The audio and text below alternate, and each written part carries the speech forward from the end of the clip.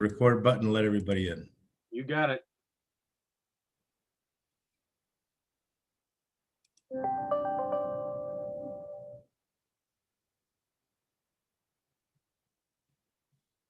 Hello and welcome. Hi, everybody. I am here with Eric Dobson. We are broadcasting live. I am in beautiful, I think it's the only 2 days of rain in Cabo San Lucas, Mexico.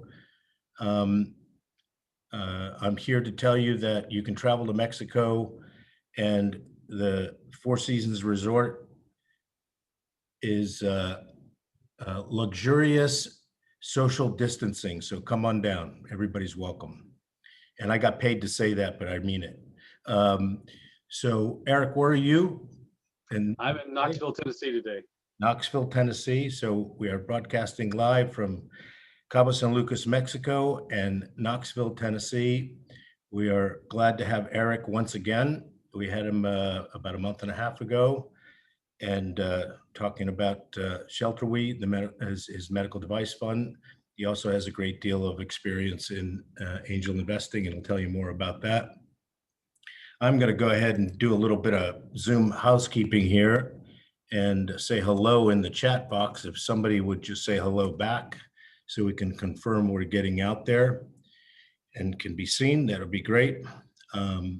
As you well know at this point, all you Zoom experts, that you can ask questions in the chat box. We can't see or hear you. Thank you, Heather. But we are welcoming and encourage questions, and we'll answer them. Thank you, Stuart. And as we go along here throughout the presentation, and we encourage you to do that, there's been a great deal of progress that's made since the last time we had Eric and he visited with us. So we get the formal presentation and an update as well. And so either the chat box or the Q&A, please send your questions along, and we'll be monitoring that and get to as many as we can. Thank you all once again for sharing your time with us this afternoon. We really appreciate how you've all been through this interesting time that we're living through, and appreciate the membership and Family Office Insights and your active engagement with us and our presenters on the webinars. And we welcome, as always, new opportunities. So if you have somebody in mind that might qualify for something like this, we would love to hear from you. You can go to the website, familyofficeinsights.com, and click the Arthur's Roundtable link, and all the details are there. So that's the end of my commercial. Really excited again to have Eric. I'm going to hand it off to him now, and please feel free to ask questions as we go along. And we will be recording this and putting it on the Family Office Insights YouTube channel. And if somebody that you know missed it, you can send them there, and they can view it, fast forward, and go to the hotspots. So Eric, with that, thank you for being here. It's all yours. Well, Arthur, thank you so much for having us back. This is it's a pleasure to be here today. We have made some real progress, and I'm excited to be able to present again to the group. I want to talk today about Sheltowee Medical Device Fund. Obviously, that's why we're here. This is a standard 2 and 20 venture fund, LPGP format. So I'm not going to dwell on that. What I'm going to try and do today is convince you to take us seriously, and that we're a good use of your time and capital. So I really believe there are 3 things that differentiate us. The first is, of course, team. I know everybody's going to tell you that, but we really have created an outstanding team, especially in the interventional radiology and cardiovascular areas. Really just have tremendous talent, expertise in both the science, but also in commercializing technologies in that area. 2, we've created a phenomenal diligence process. This is the culmination of probably 20 years of my work as both an entrepreneur and an investor, as well as my partner, Brian Dottie, who's spent 25 years commercializing medical devices. If you look at between Brian, me, the other leaders, the leadership team, we've commercialized about, yeah, created about 3.5 billion in market cap. And then if you extend that to the scientific advisory board, it's over 4 billion in market cap in the last, call it 20 years. You know, we have, the other thing is, of course, we have an opportunity to create wealth and really change lives to the positive. So that's something that we like to say, we get to do the right thing and create wealth. So who are we? And I'll talk. So this is the first thing. This is team. If you look at the founders, and by the way, Arthur, if you need to chime in and ask a question on the chat box, please feel free. I'm more than happy to make this a conversation rather than a quote unquote lecture. So will do. Thank you. Okay. So the team, you're looking at Alex Day, Brian Doughty, David Volcano, and myself. Between us all, we've founded about 12 companies. We've led investments in 30 different companies, and we've exited a dozen, successfully. So again, there's that 3.5 billion number. If you look at our scientific advisory board, 180 years of combined experience in healthcare and finance, extensive cardiovascular and health tech areas. Just our board alone has founded 12 companies. They've exited 6 of those for over 700 million. So, all members of this team have, firsthand experience monetizing technology and medical devices. So I think that's an important point.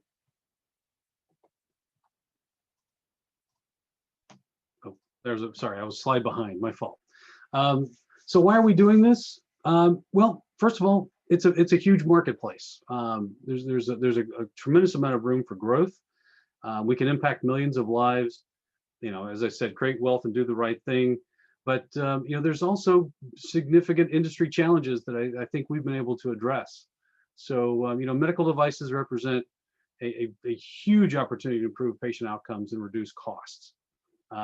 They have an attractive regulatory framework compared to pharma and drugs, but a lot of challenges, as I said. The Value Analysis Committee, the dreaded VAC, regulatory, product design, prototyping, manufacturing, commercialization. It's as if the industry has created walls to prevent devices from being commercialized. So that's why we cut right to the chase. We directly address these concerns. Because we understand that these products have to be pulled into market, they can't be pushed. Okay, so we're creators and innovators ourselves. We get out of bed every morning excited to move these devices closer to market and liquidity, and we love the hunt, we love the chase, and we love the win. So who are we targeting? Very simply, we want to target seed and very early stage companies. We want to catch them before they develop bad habits. That's one way we like to say that. We're in the cardiovascular, ortho, and digital wearables space. We were looking for companies with a very clear business model and value proposition. I don't think that's anything revolutionary. And with a low market risk adoption. That's the one things that we really focus on substantially, is how well will the product be adopted, and how can we create an exit strategy for this company early in the process. And we're looking for teams that understand their market and customer and are capable of developing medical devices ready for market. So if you look at this, the real thing, what we're really doing is we believe we have I think I won't say unique, but we certainly a practiced and perfected diligence process that results in essentially a script for these companies. Once we find them, once we get engaged, we go through this process and create a script for them, and then they're basically, and we limit ourselves to several verticals where we have direct expertise and can apply this most directly. But we insist upon a clean business structure and plan, and essentially we embed ourselves in this team and provide additional leadership. And that's part of our active investing model. The other big thing to point out is the model. We talk about this model, the Delta Force model, as Brian has deemed it. It's really a method of deep vetting that does result in an active investment structure using trusted fractional resources.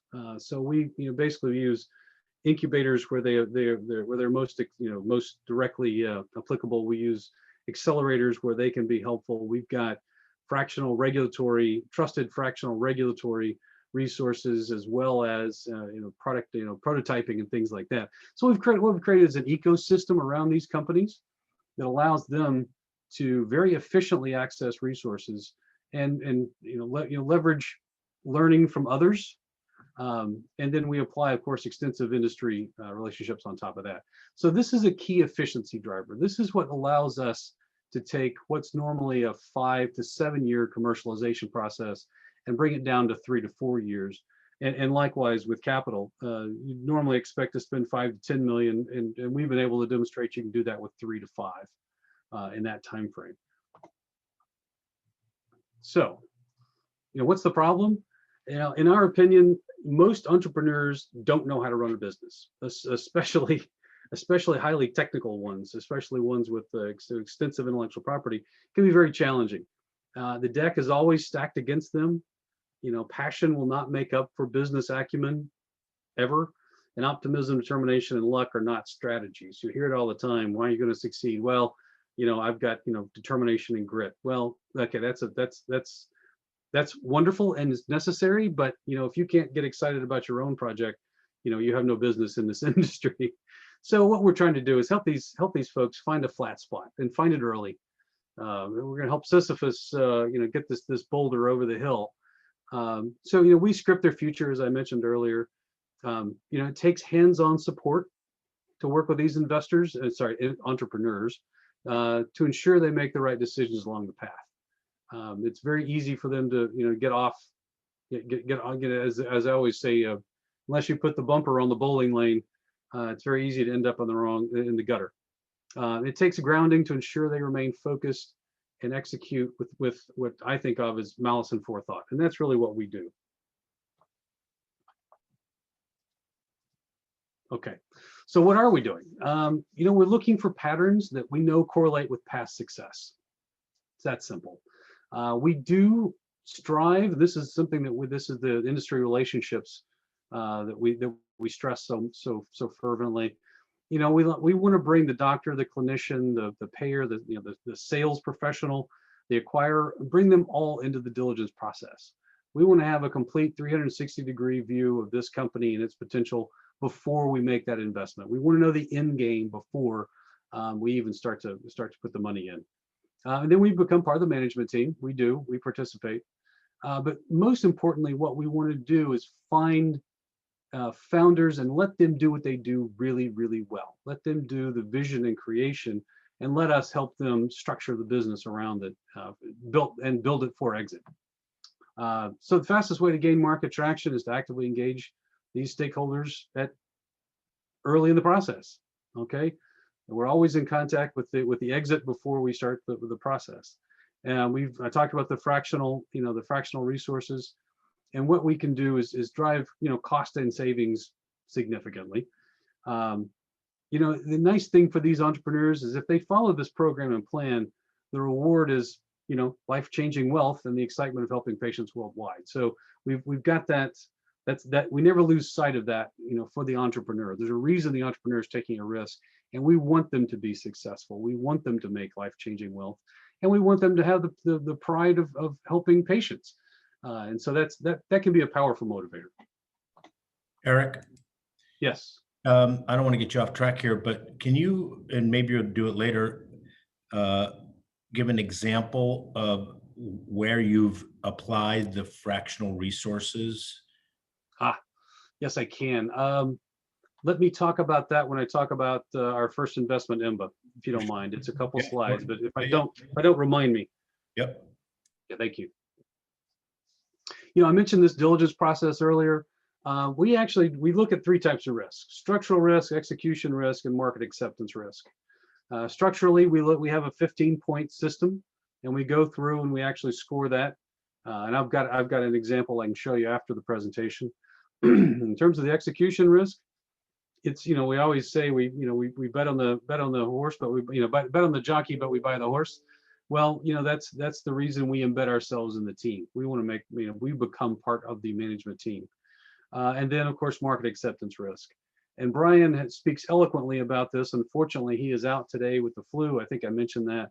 But he has basically a 57-point commercial market acceptance criteria worksheet, and I've got an example I'll show you later as well, where we literally go through everyone I mentioned on the prior slide, and we do extensive interviews with multiple acquirers, with multiple physicians, different hospitals all over the place, clinicians, and we make sure that we represent their opinions in this whole process, and then script that for the company, what that means to create value for that industry and then for an acquirer. So essentially we invest a lot of time and effort early on, okay, to understand the company's true potential before we invest. That's also why we intend to only invest in 5 companies a year for 4 years. We'll be spending a lot of time with each one of these companies. And so that's an important point. In fact, here's the slide I was going to discuss that on. So our investment model is very straightforward. It's a $20 million fund. We're allowing for a $5 million oversubscription. If you look at the financial model, it's really optimal, somewhere between 20 and 40 million. The numbers work out anywhere between those numbers and work out well.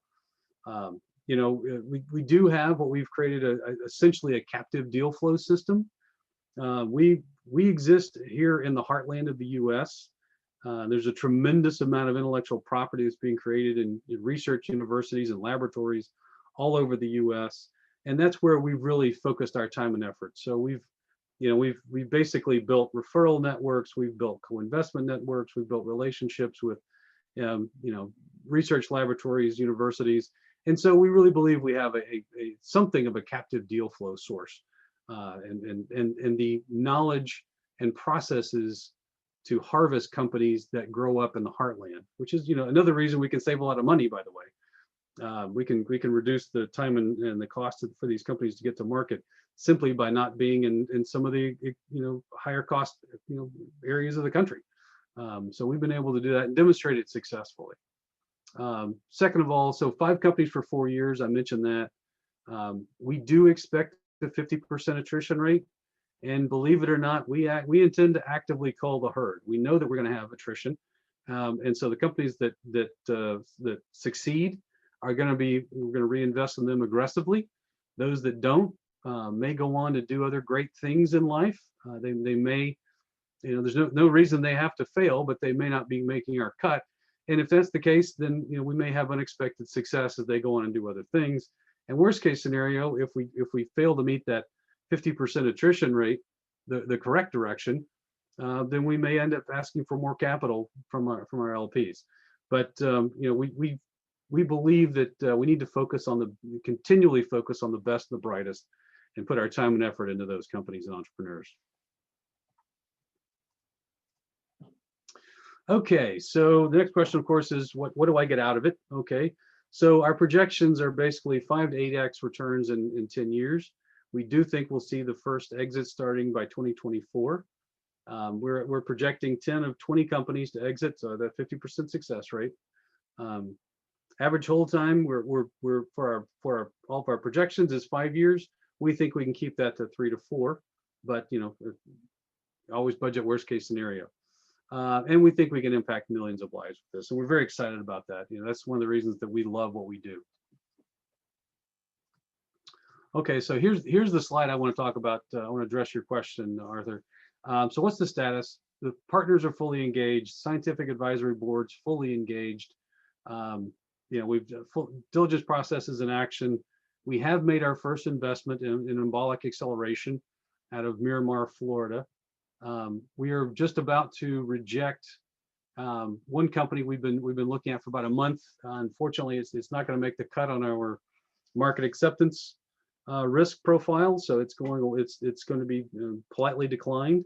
But there's 3 more that we are in consideration right now. We're looking at. We expect to make at least 1 more investment before the end of the year. I'd like to make 2, but we'll see. There's not much time between now and the end of the year.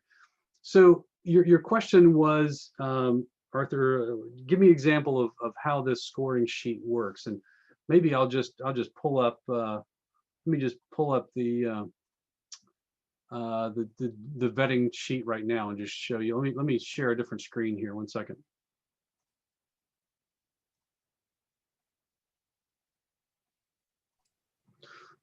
Can everybody see this sheet? Yep, you can see Okay, it. good.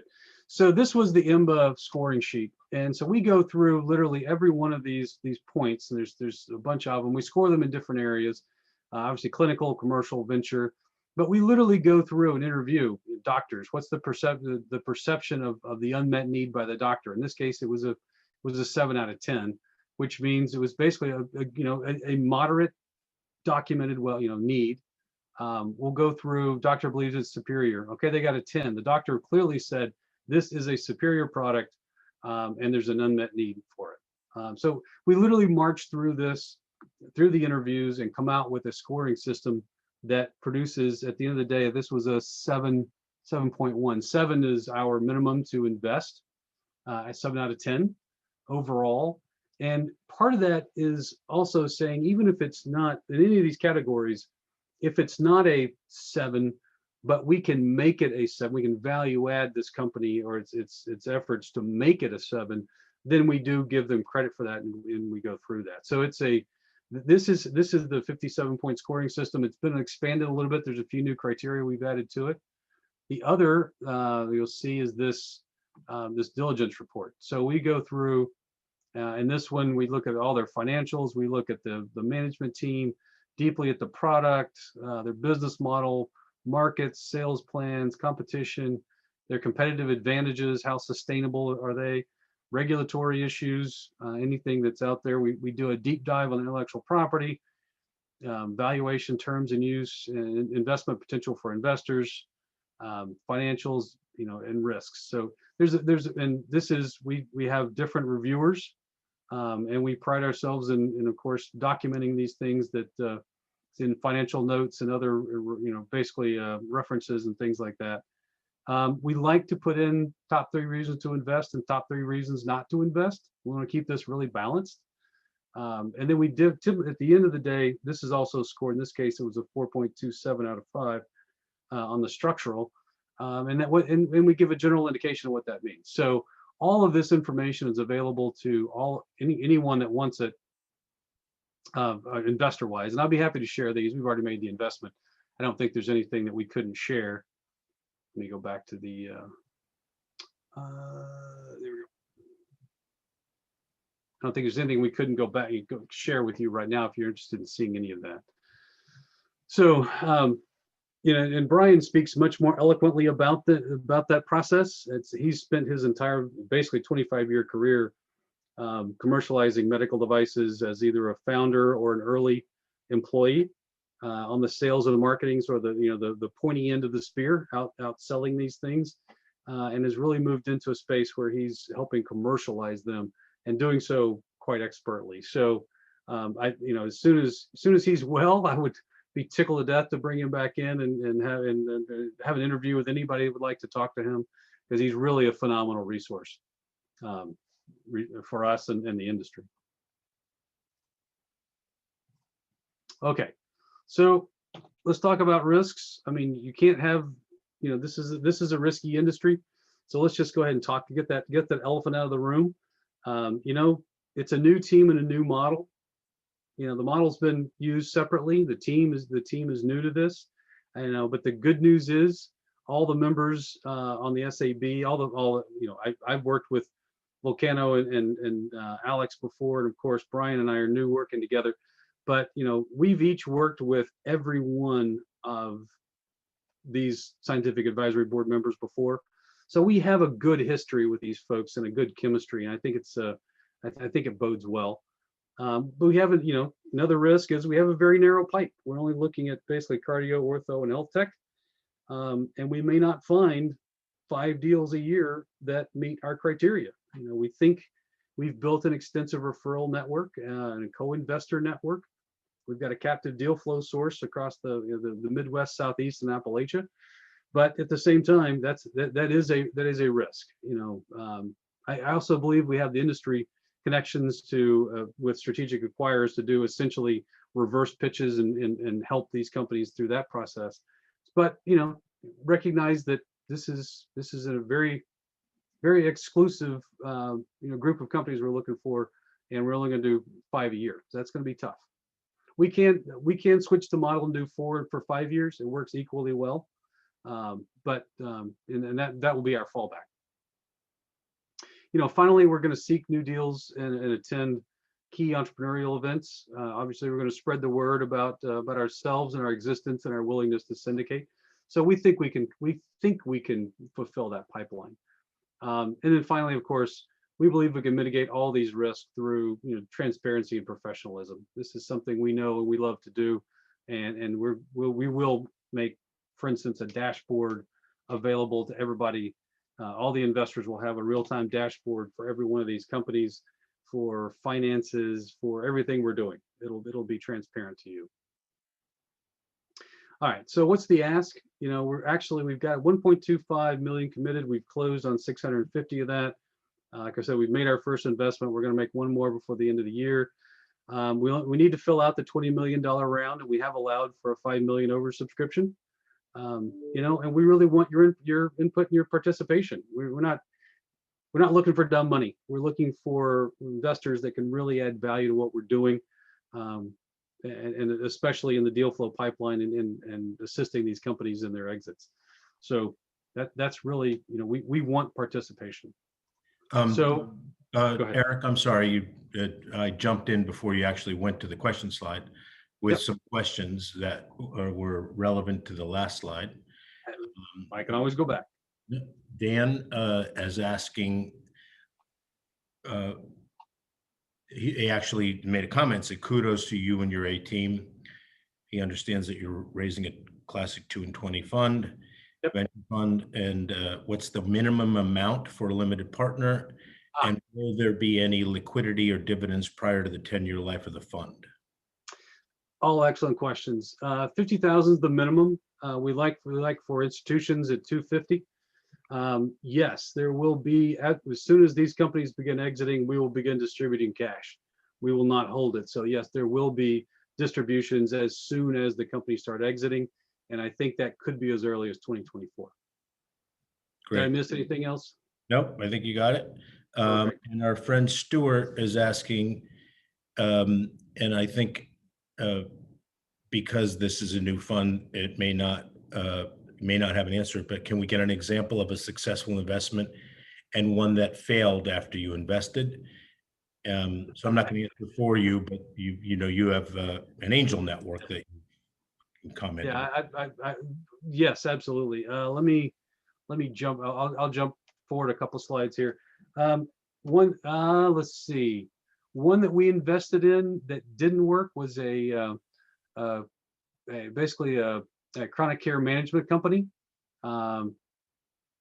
Seemed to have all the right management. It seemed to have all the right tools. It seemed to be on target. It was making money within 3 months of our investment. It looked like all the stars were lining up, and then the management team just disintegrated.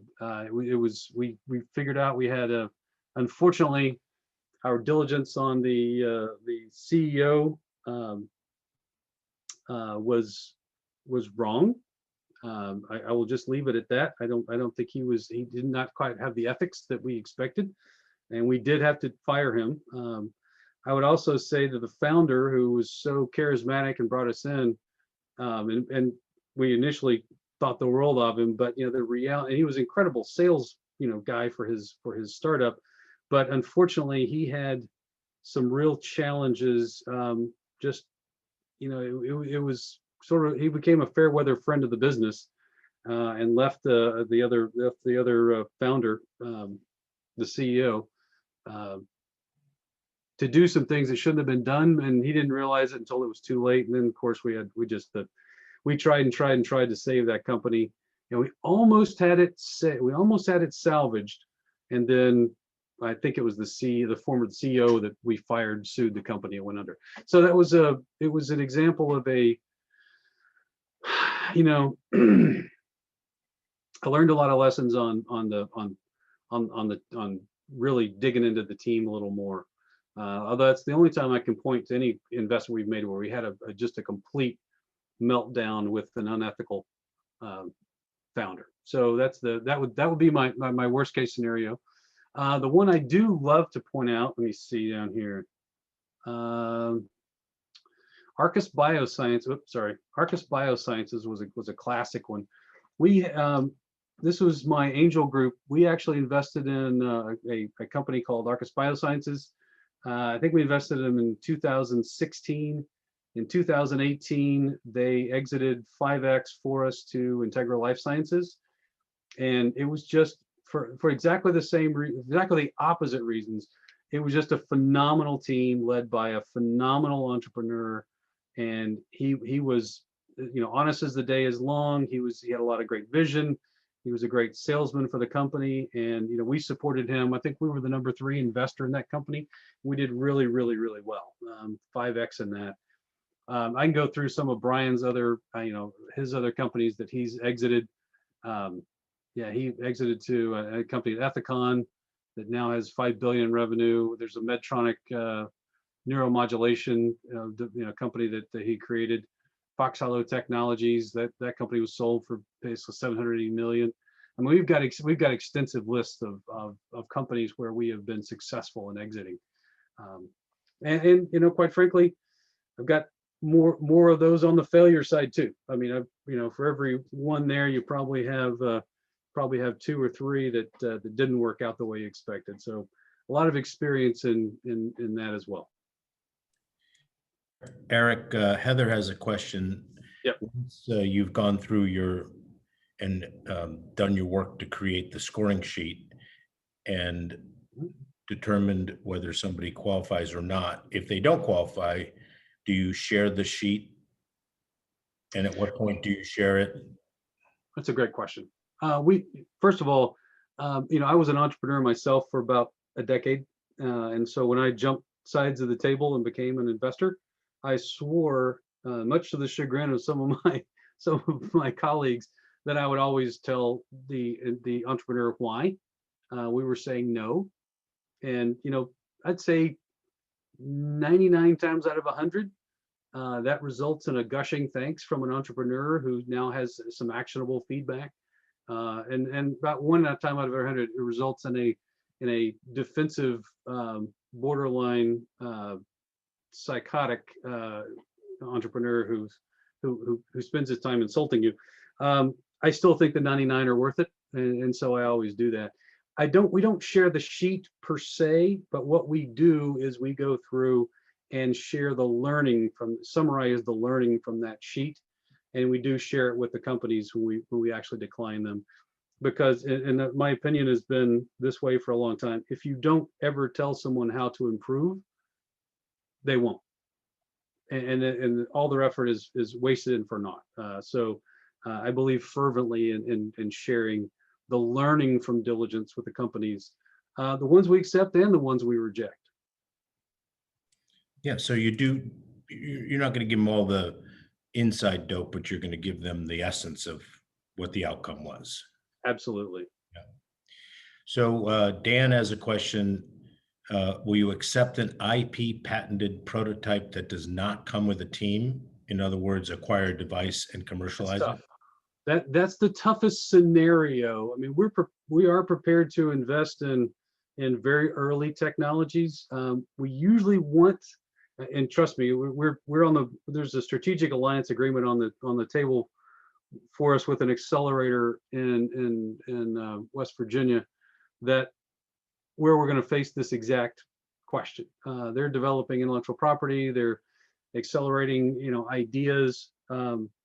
It's going to be tough to do it without at least one founder who's really going to lead the charge.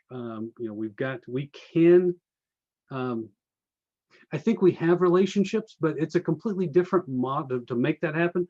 But it's a completely different model to take a technology and put a team around it, rather than to take a fledgling team and a technology and put leadership around it.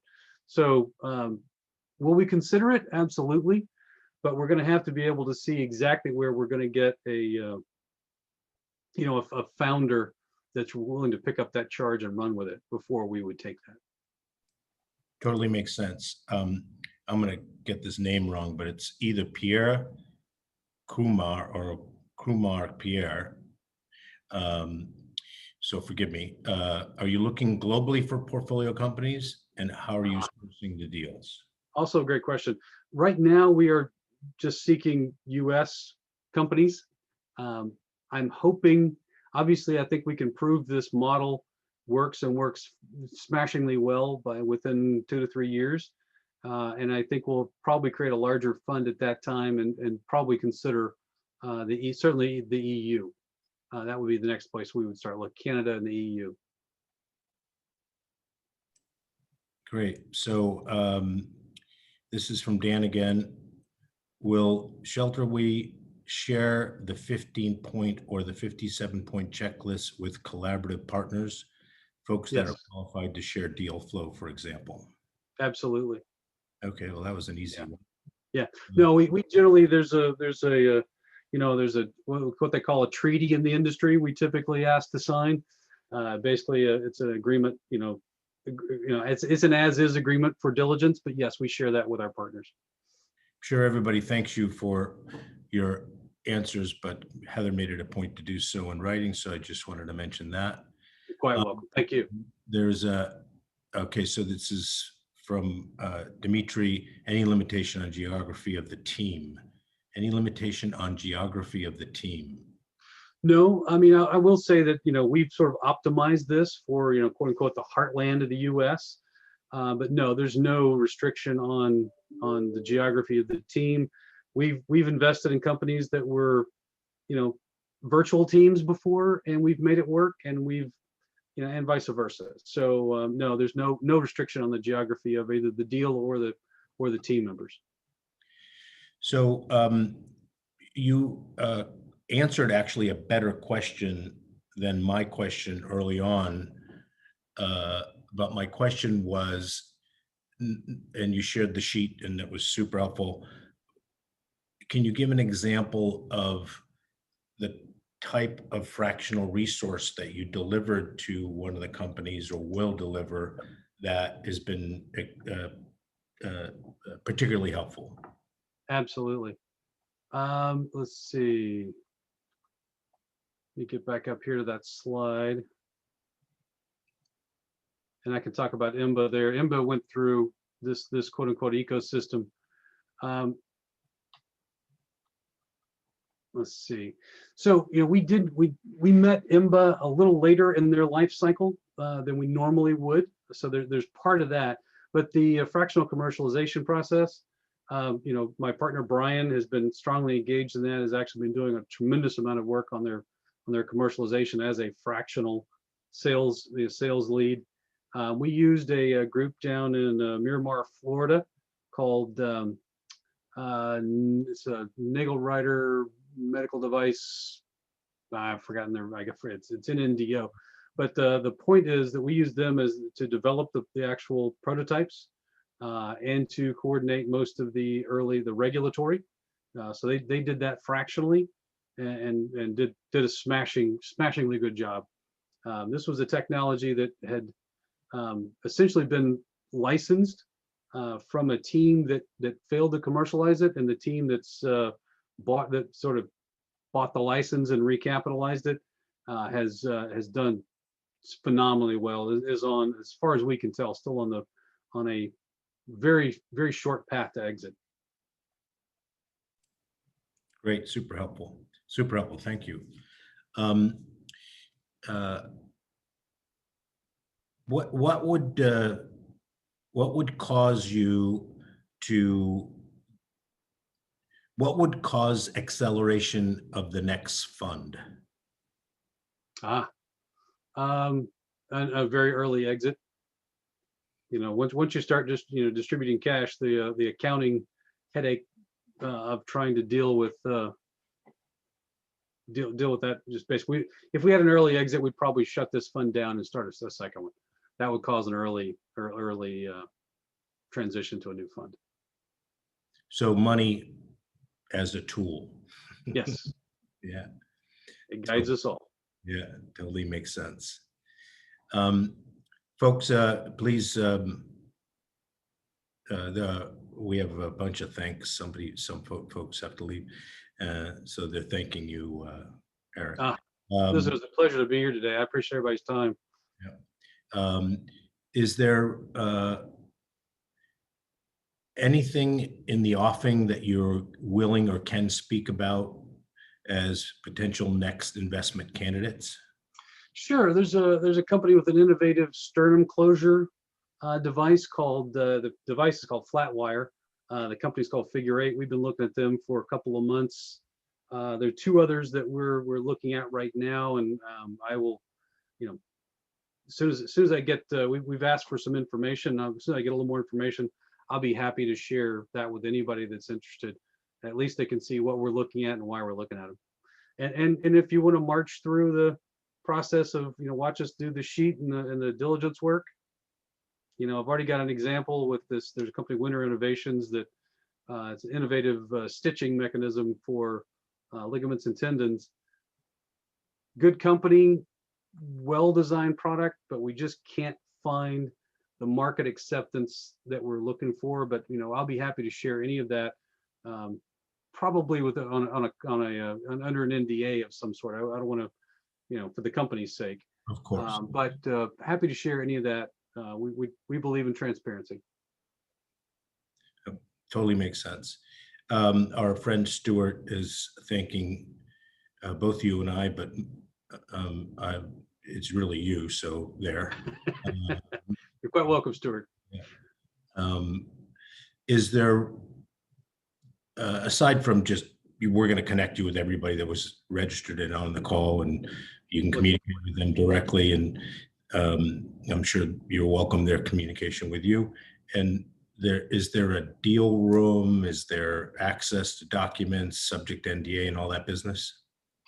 Yes. I've been just distributing just one-on-one, but I can create a deal room if you want on our website. That's no, great. it's not a requisite. I was just giving a roadmap to others that want to move it to the next level.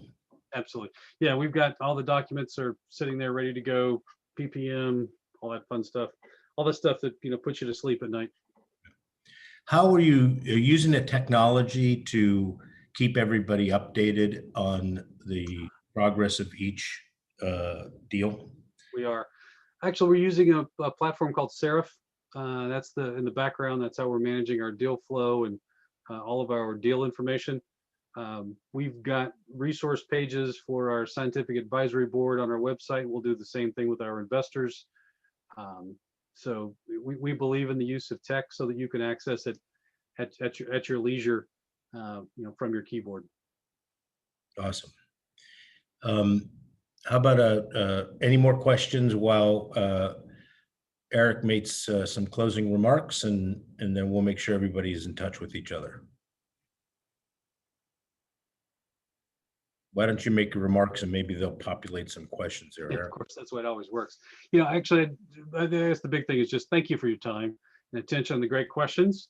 Every time you do this, you learn something, and I appreciate you all participating. I'm sorry Brian couldn't be here today. He does send his regrets, and he'll be more than happy to do interviews as soon as he recovers. He's a really eloquent speaker, high energy guy. I mean, he's just really great to work with, and I think you'll find the same. If you want to see the diligence material, I'm happy to share it, probably under NDA for the company's sake, but more than happy to share that. Please feel free to contact me with any questions, and I'm sure I'll be reaching out to my guess is all of you, and so I do hope to talk to you all very shortly.